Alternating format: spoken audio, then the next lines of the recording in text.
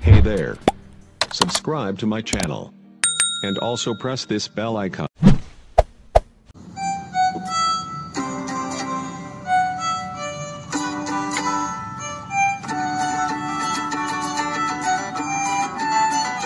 Marilah kabarkan Injil ke seluruh dunia, kabar baik dari Allah yang esa.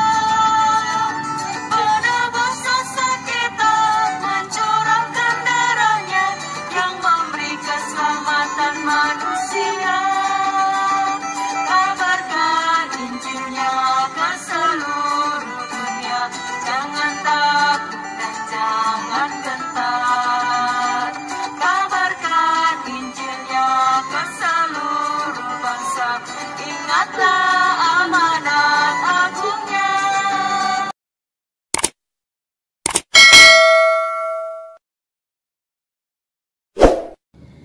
Saudara-saudaraku yang terkasih di dalam Tuhan, para sahabat Noverina Solihin Channel dimanapun Anda berada, bertemu kembali dengan saya Rina Solihin dalam channel Rina Menjawab. Saudara-saudaraku yang terkasih, apa kabar Anda semuanya? Saya selalu berharap dan mendoakan teman-teman dimanapun teman-teman berada selalu di dalam pemeliharaan dan perlindungan Tuhan kita Yesus Kristus. Dan biarlah channel Noverina Solihin ini menjadi wadah kita bersama, di mana kita bisa mengupgrade pengetahuan kita akan kebenaran firman Tuhan, pengenalan kita akan Allah yang benar, di mana dengan demikian kita bisa terus bertumbuh di dalam iman yang benar kepada Kristus dan tetap setia sampai Maranatha. Saudara-saudaraku yang terkasih di dalam Tuhan, hari ini bertepatan dengan memperingati hari kenaikan Tuhan Yesus Kristus ke sorga, teman-teman.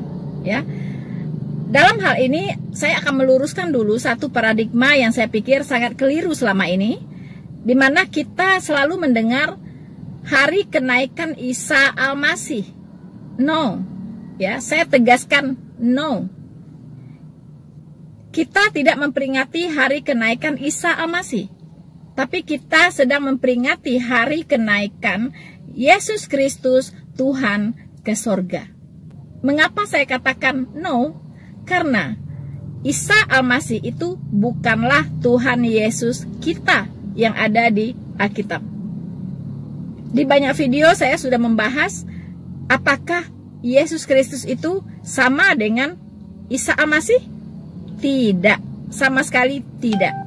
Al-Quran menyatakan tidak, dan Alkitab pun sangat tegas mengatakan tidak. Hanya umat Islam saja, bahkan ada sebagian umat Kristen yang masih belum clear dengan perbedaan ini. Bahkan ada kecenderungan memaksakan kehendak bahwa Isa itu adalah Yesus Kristus yang ada di Alkitab. Nah, inilah yang menjadi pemicu pertikaian yang berkepanjangan yang tidak habis-habisnya antara umat Islam dengan umat Kristen. Karena tidak bisa membedakan mana Isa Al-Masih, mana Yesus Kristus Tuhan. Dari catatan di Alkitab dan dari catatan di Al-Quran, itu tidak ada kesamaan sama sekali. Untuk lebih jelasnya, silahkan teman-teman masuk ke video saya ya, yang berjudul apakah Isa Al-Masih sama dengan Yesus Kristus, mitos atau fakta. Di sana teman-teman akan mendapatkan penjelasan. Jadi saya tegaskan, hari ini kita tidak sedang memperingati kenaikan Isa Al-Masih, tetapi kita sedang memperingati kenaikan Tuhan kita Yesus Kristus ke sorga.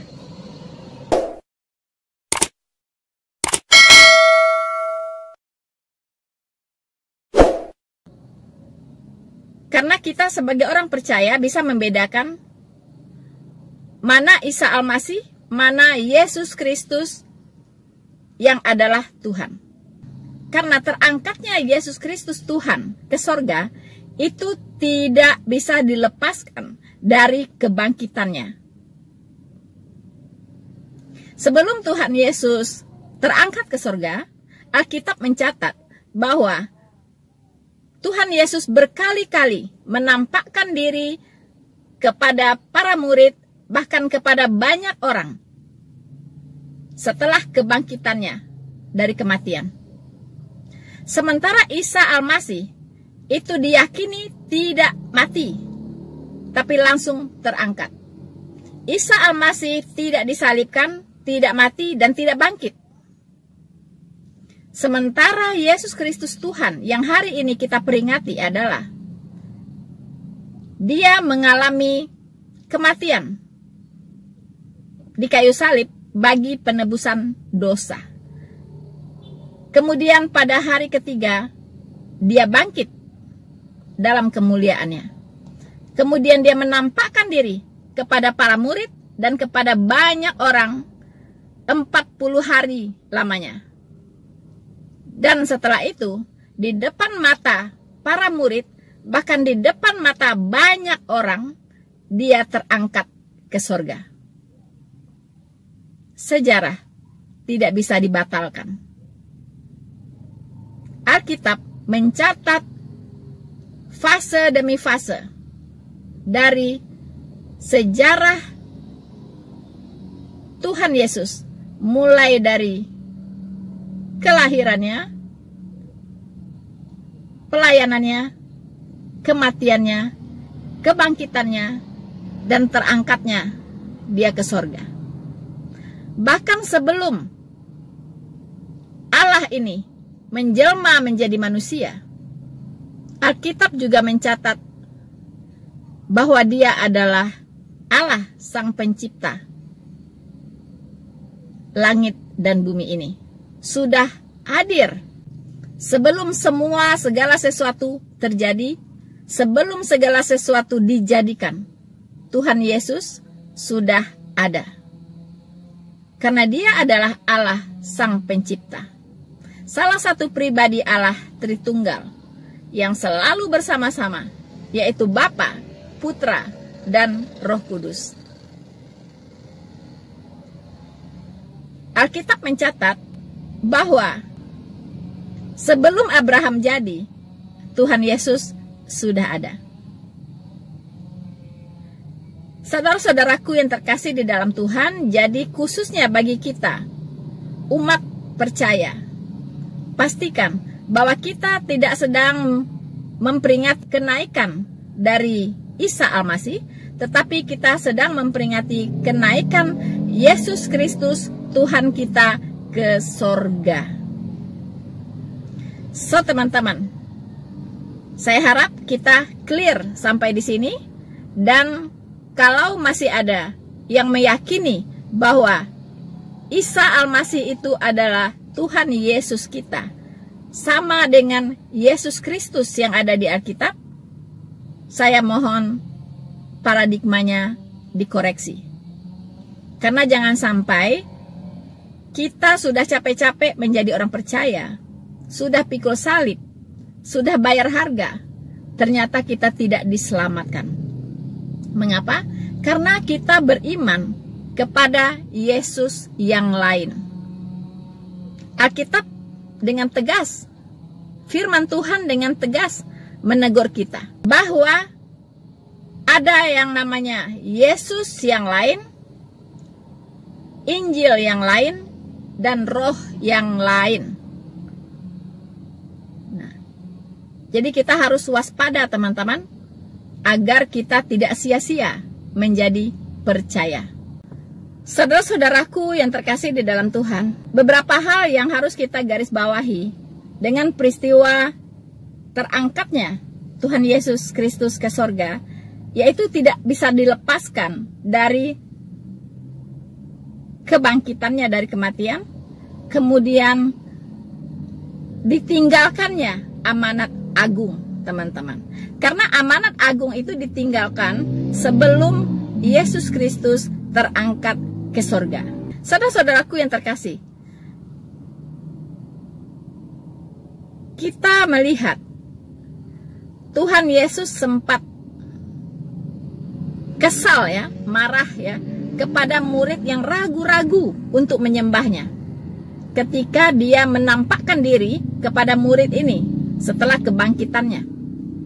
Tuhan Yesus berkata, "Kepadaku telah diberikan kuasa di bumi dan di sorga." Dan saat itulah amanat agung ditinggalkan.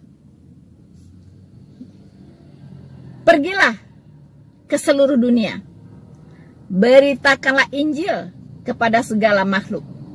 Siapa yang percaya dan dibaptis akan diselamatkan, siapa yang tidak percaya akan dihukum. Markus 16 ayat 15 sampai 16. Dan Tuhan Yesus setelah menyampaikan amanat agung ini, terangkatlah ia ke sorga, lalu duduk di sebelah kanan Allah. Teman-teman, duduk di sebelah kanan Allah itu banyak disalahpahami oleh orang-orang yang di luar sana, teman-teman. Ya, mereka menjadikan ini sebagai alasan untuk mengatakan, tuh, ya, bahwa Yesus itu bukan Allah. Buktinya dia duduk di sebelah kanan Allah. Begitu.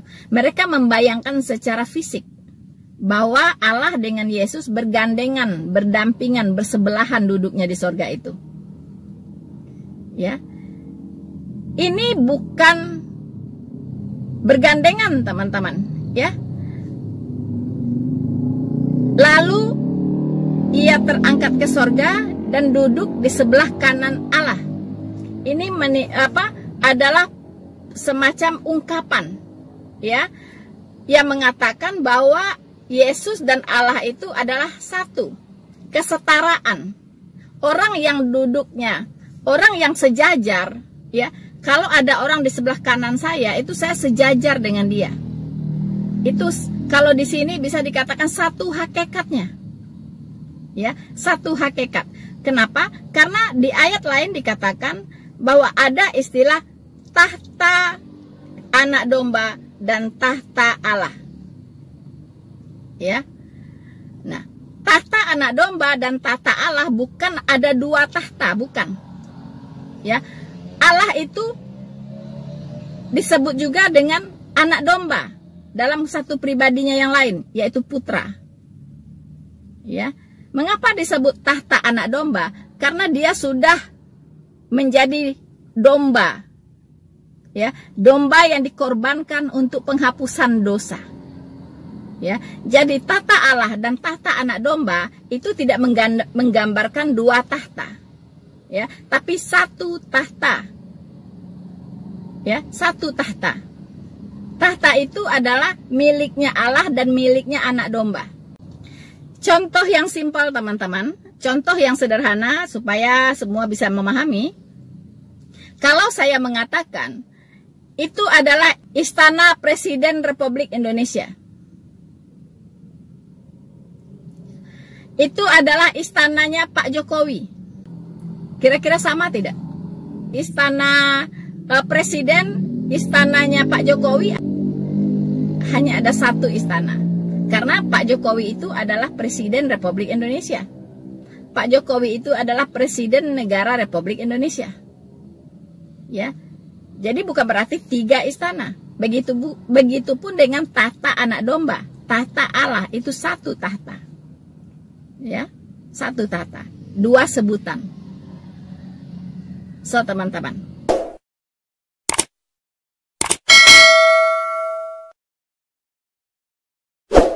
saudara-saudaraku yang terkasih di dalam Tuhan, mengapa terangkatnya Yesus Kristus Tuhan ke surga berkaitan erat dengan kebangkitannya?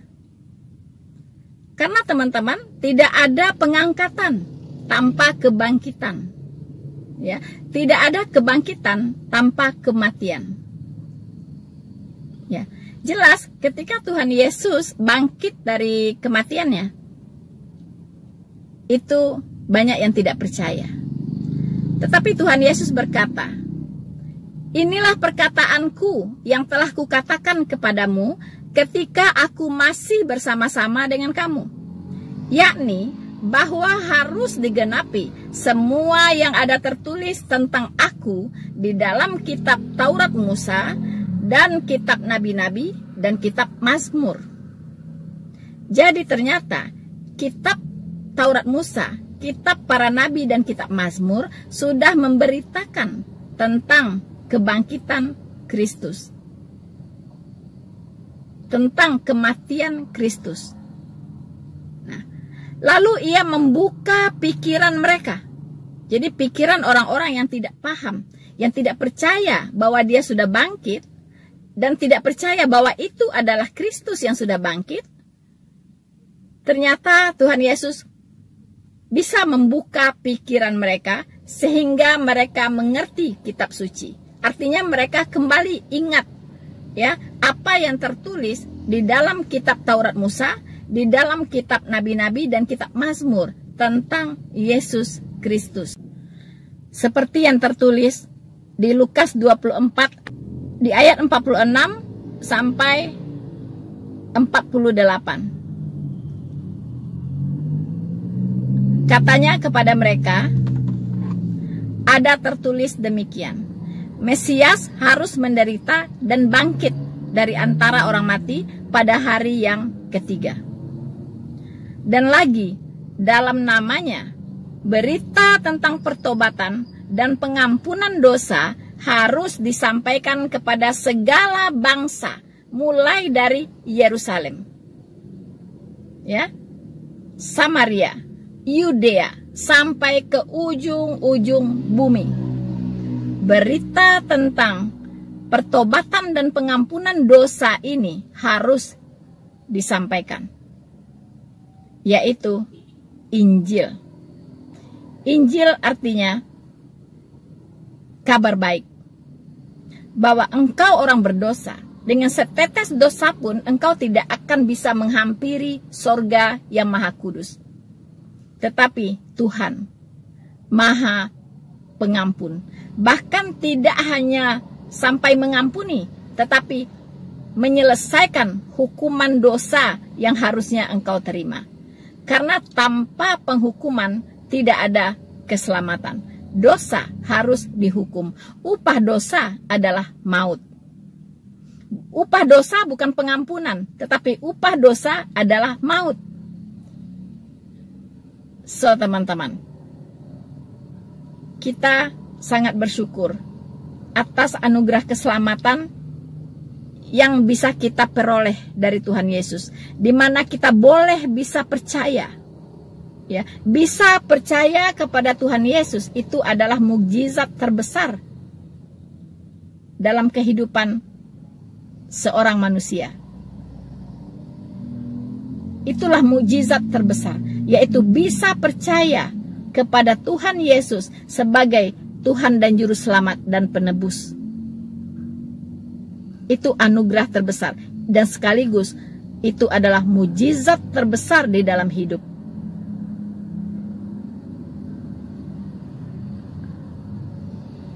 Selama orang itu belum bisa percaya kepada Yesus Kristus sebagai Tuhan dan Juru Selamat, dan mereka masih hidup di dalam dosanya, dan mereka masih ditunggu oleh penghakiman atau penghukuman yang kekal atas dosa-dosa mereka, berarti mereka belum mengalami mukjizat. Mukjizat itu tidak kebetulan, tetapi kita harus percaya,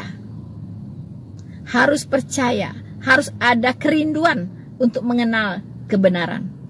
So, teman-teman, kira-kira itulah pesan utama, ya, yang harus kita maknai dalam memperingati terangkatnya Tuhan kita Yesus Kristus ke sorga, yaitu kita harus ingat apa pesan yang ditinggalkan sebelum dia terangkat, yaitu beritakan Injil, ya, jalankan amanat agung, Karena kalau sebelum semua manusia ini mendengar Injil, maka Tuhan belum akan datang. Sebelum jumlahnya genap yang mendengar Injil di seluruh pelosok bumi ini, maka Tuhan belum akan datang. Jadi kita, kalau memang rindu Tuhan Yesus cepat datang, mari kita bersama-sama memberitakan Injil. Minimal bagi para sahabat Rina Solihin, jadikan channel ini sebagai wadah pemberitaan Injil. Dengan cara apa? Dengan cara men-share, menyebarluaskan ya video-video penginjilan saya yang ada di channel ini kepada semua orang yang ada di kontak Anda. Dengan demikian, Anda sudah terlibat langsung di dalam pemberitaan Injil. Dan itulah yang dikehendaki oleh Tuhan Yesus. Bersama saya, Rina Solihin, Tuhan Yesus memberkati kita semua. Maranatha.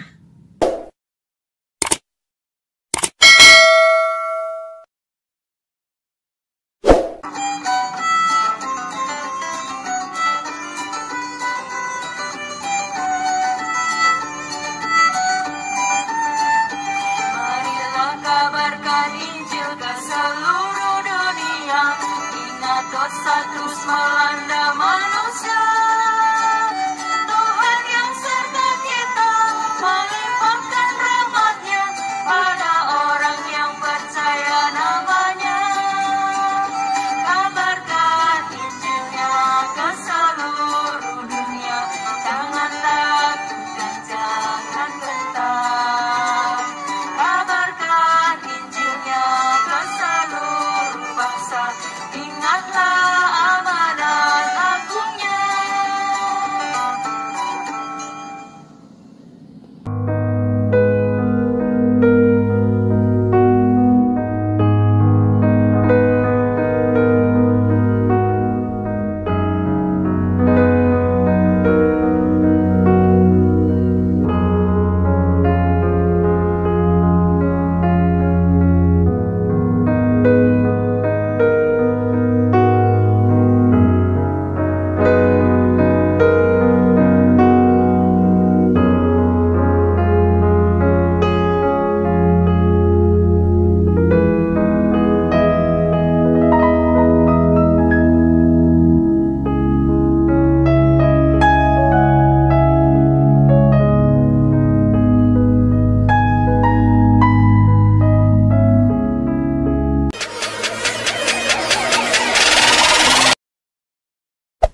Hey there. Subscribe to my channel. And also press this bell icon.